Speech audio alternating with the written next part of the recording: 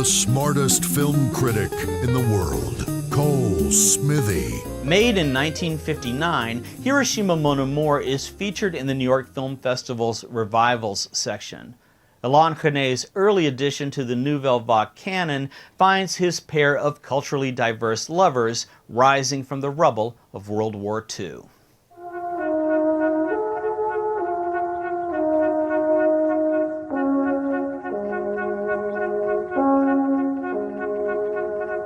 Emmanuelle Riva's character is a French actress working on an anti-war movie staged in 1959 Hiroshima.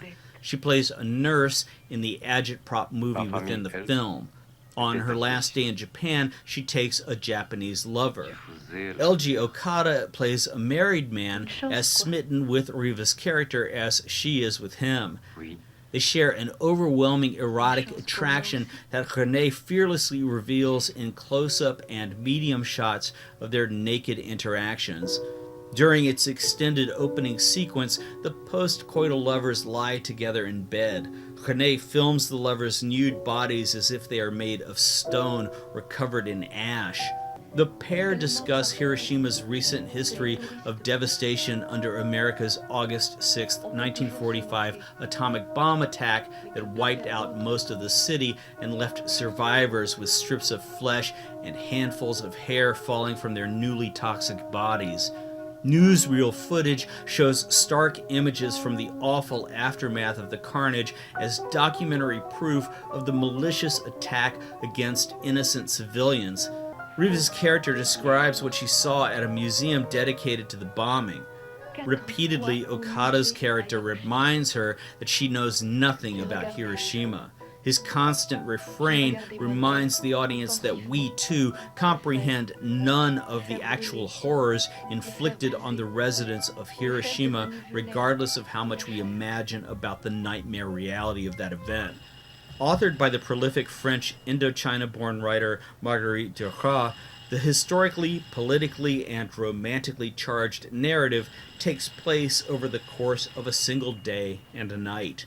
Riva's unnamed character carries psychological baggage from her wartime experiences living in her hometown of Nevers, located in the Bourgogne region of central France. Having been married to a German officer, she was attacked by her French neighbors after they assassinated her husband.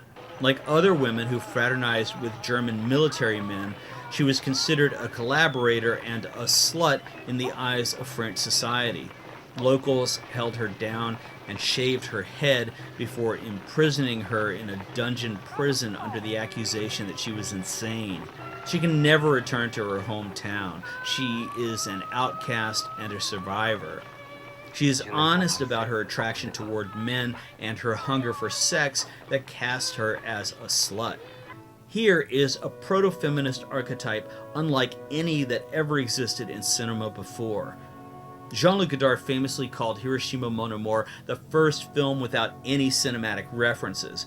Godard purposefully ignored Casablanca as an obvious filmic touchstone, since the bar where the couple meet for the last time is called the Casablanca.